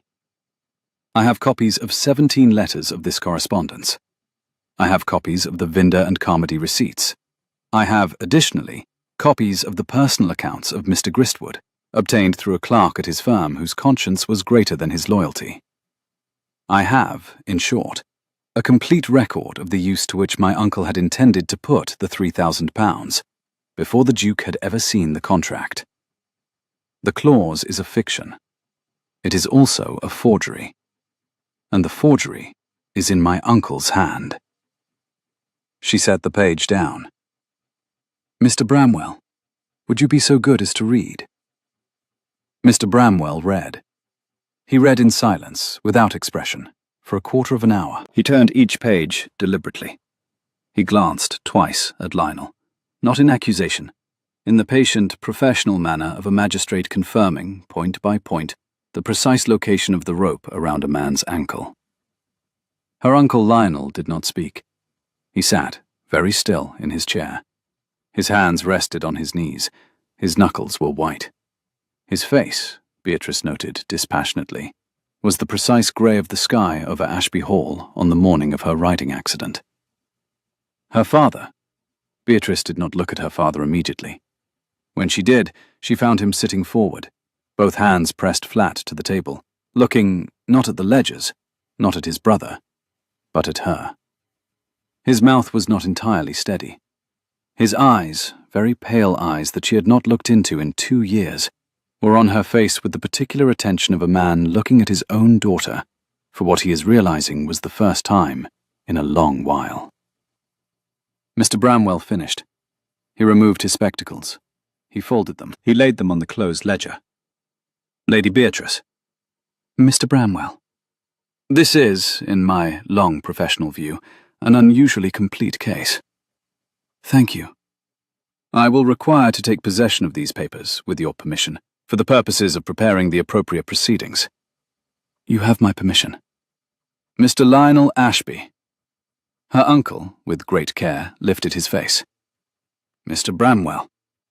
You have, sir, the right to consult counsel. I would advise you to consult competent counsel, and to consult them tonight. I would advise you, additionally, against attempting to leave the county before Tuesday. Lionel stood. He stood slowly. He looked at Beatrice, at her face, full on, for the first time since she had been 17, perhaps, at her eyes, which were her mother's exactly, which he had not, perhaps, allowed himself to notice for as long as he had been managing her father's affairs. Beatrice.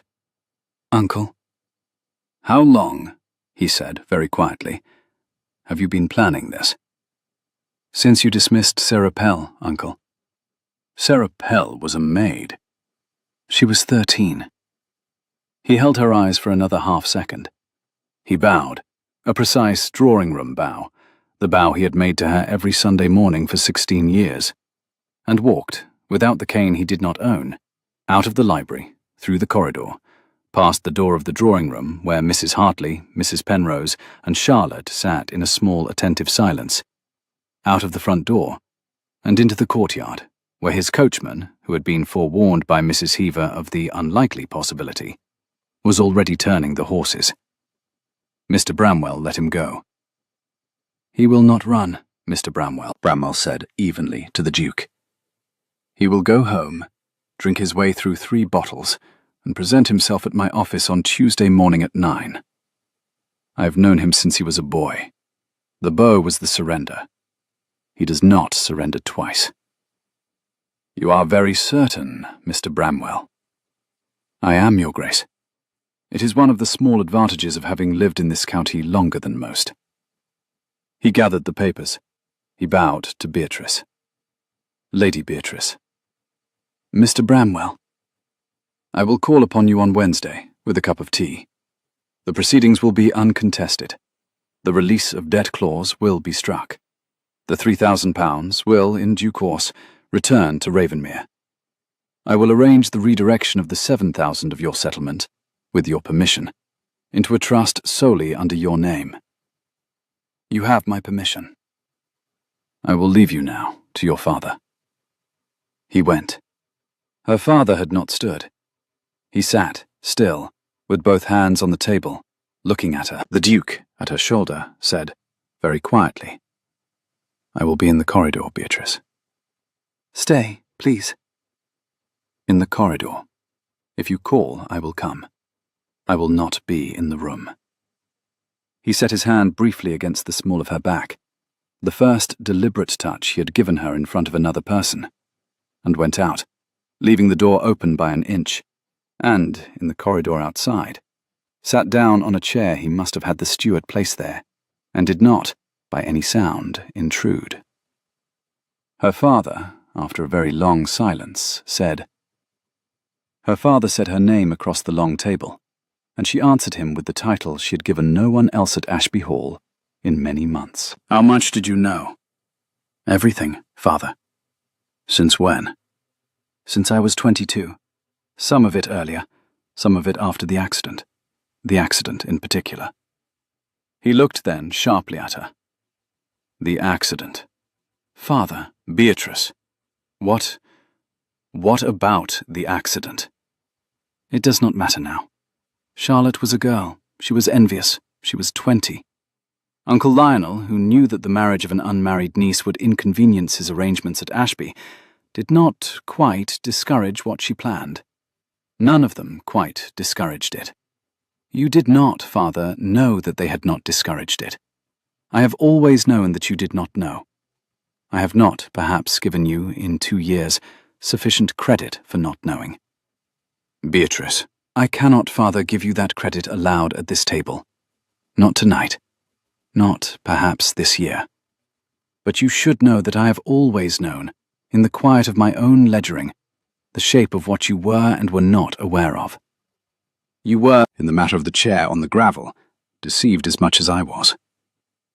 Her father put his face in his hands. He sat that way for some time. Beatrice did not go to him.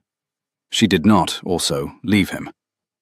She sat at the long library table, with the cane across her knees, and watched her father grieve a thing he had failed to be in time to prevent. When, after some minutes, he lifted his face, she said very calmly, "Father." "Beatrice." "You will live henceforth at Ashby Hall, on a quarterly allowance from my settlement, paid by my husband's solicitor in London. The household will be managed by a steward of Mr. Bramwell's choosing, with whom you will not interfere.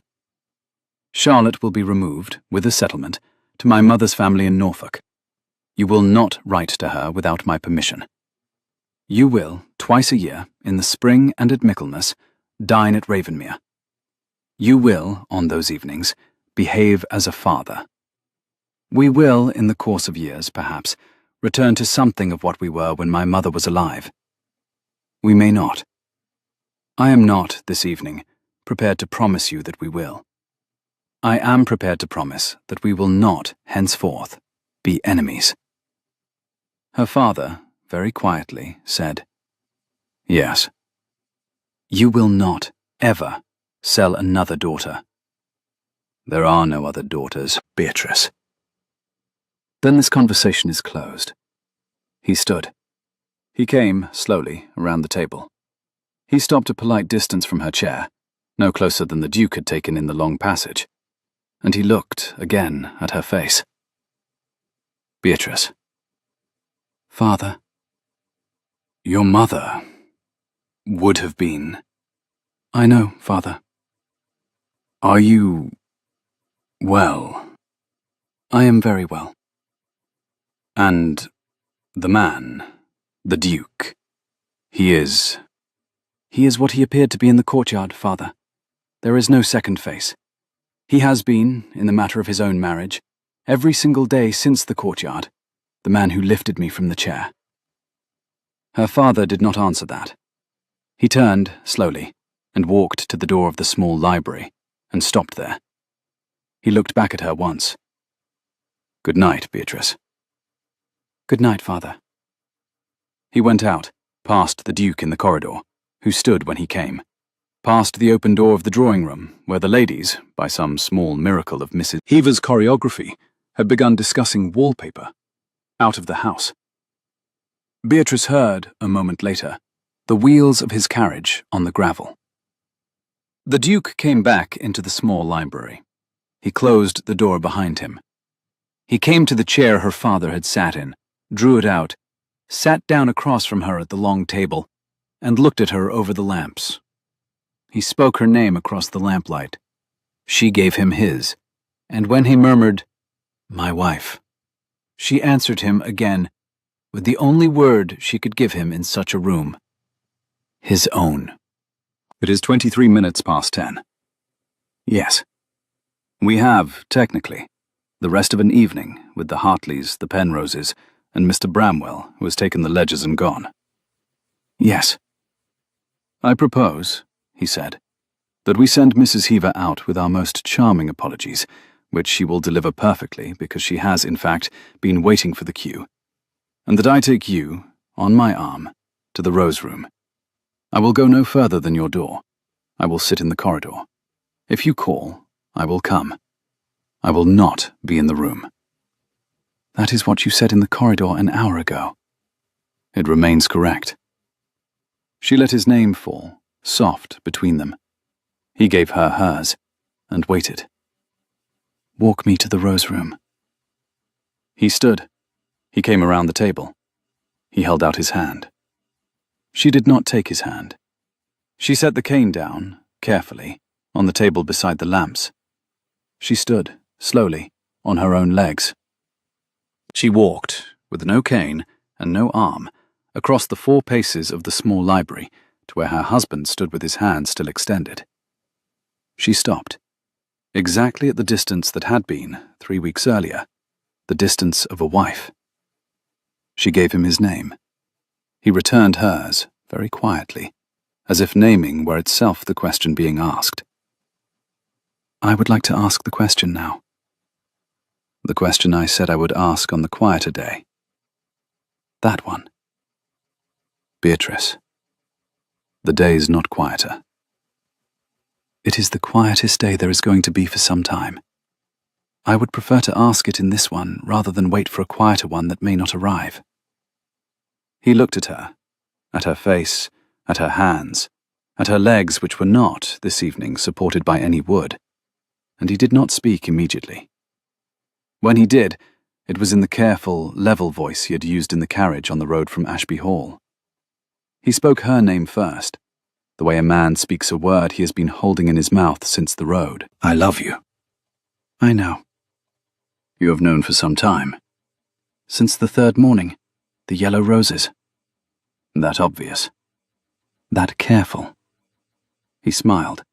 The small, dry, surprised smile she had now seen perhaps 20 times, each in a slightly different shape, and laid the back of his fingers, very gently, against the inside of her wrist where the cane had, 20 minutes earlier, sat in her grip. I love you, Theodore. You do not have to. I am not saying it because you said it. I am saying it because, since I have been rehearsing the dinner, I have not stopped. I have rehearsed the precise distance I would say it from. I have rehearsed the precise tone. I have rehearsed the precise hour. I have rehearsed it badly. I have, in fact, rehearsed it, for the first time in my life, without privately accounting it as a thing I would later have to recover from. I am saying it now, because the rehearsal is over. He did not, this time, smile. He did not need to. His face, the face that had been arriving at an obligation in her courtyard and had become, mid-stride, a man assessing an injury, became, in the small library at Ravenmere, by the lamps, a man who has been told a thing he had not let himself plan for. He laid his other hand gently against the side of her face. He did not bring her toward him. He let her come, on her own legs, to him. She came. She kissed her husband, slowly, carefully, with the cane on the table behind her, on her own feet, in front of no one but the lamps and a row of leather-bound ledgers, and did not, in the kiss, for a single half-second, count anything.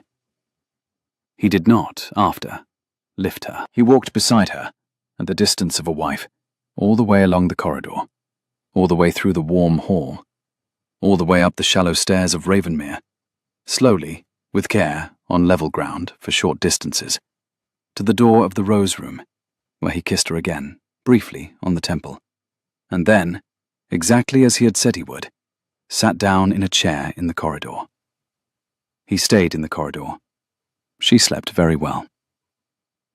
6 months after the dinner, on a morning in late April, when the orchard at Ravenmere was full of the small white blossom of the apple trees, and the dogs were chasing one another in long, ridiculous loops between the rosemary and the wall, Beatrice walked the length of the orchard wall, on her own legs, without the cane, and, at the far end, where the gate opened onto the long meadow that ran down to the river, found her husband splitting wood at a stump that was beginning, after a winter's practice, to be split in something approaching the proper manner. He set the axe into the block when he saw her coming.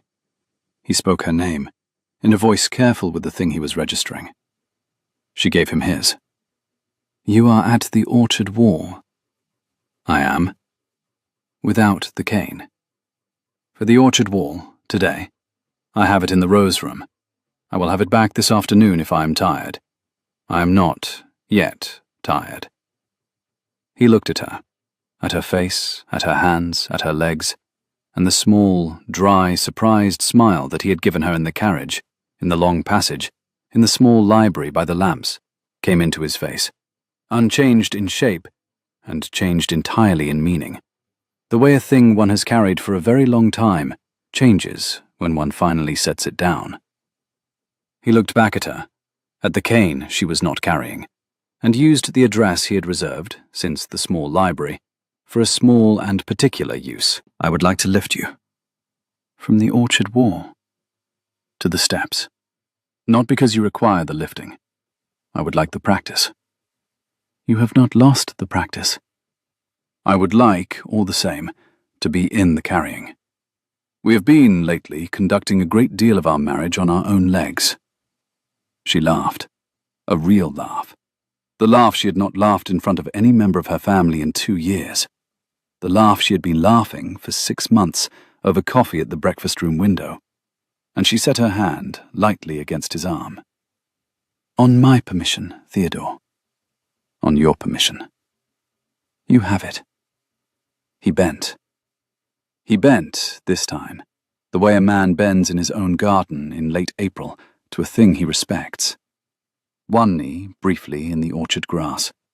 His hand under her knees, his other behind her shoulders. He stood easily and turned, with her in his arms, in the precise mid-morning sun, in front of two unimpressive dogs, an indulgent groom, a steward who was openly laughing this time, and the autumn courtyard staff, who had become, by April, the spring courtyard staff, and who were watching from every window on the orchard side of the house, without troubling, today, to pretend that they were not.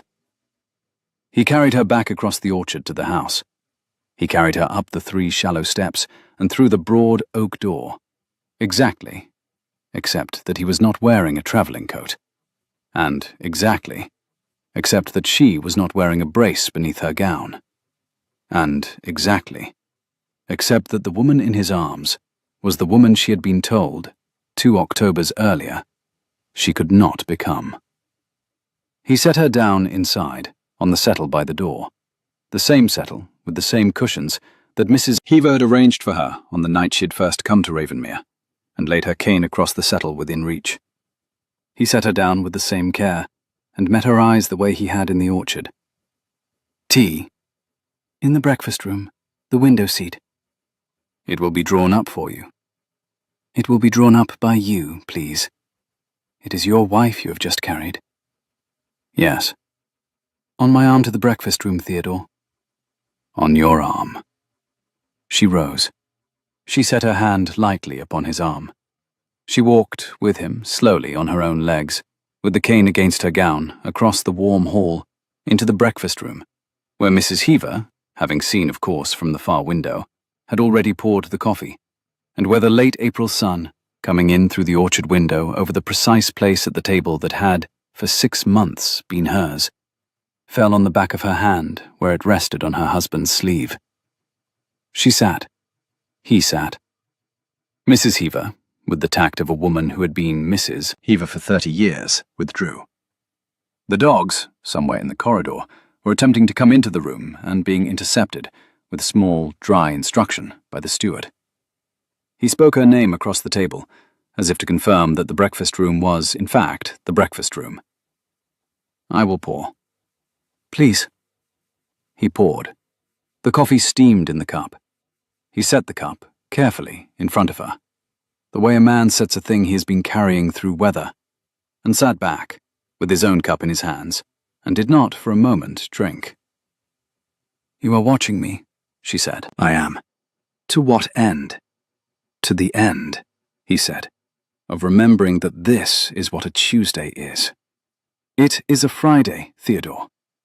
It is, in any case, the day on which my wife walked the length of the orchard wall, on her own legs, in late April, without a cane, and then permitted me to lift her, and then drank her coffee in the window seat. And I would like, if you do not mind, to remember it, regardless of which day it is technically." She did not mind. She lifted her cup. She drank her coffee, slowly, looking out at the orchard wall, which she had walked the length of, on her own legs, in late April, without a cane, in front of her husband, and his unimpressive dogs, and his indulgent groom, and his housekeeper of 30 years, in the precise sunlight, in the precise spring, in the precise life she had calculated, in the locked passage of her sick room at Ashby Hall, 18 months before, would, on a quieter day than this one, eventually arrive. It had arrived. She drank the coffee. It was, she discovered, very good coffee. If you have ever been carried, by anyone, in any way, when you had begun to believe that being carried was the same as being diminished, and discovered, in the carrying, that it was not, I should very much like to read your account of it in the comments below. If you are new to this fire, my name is Adrian, and I tell stories of stubborn women and patient men in the Regency manner. Subscribe if you would like another by the next firelight. Good night.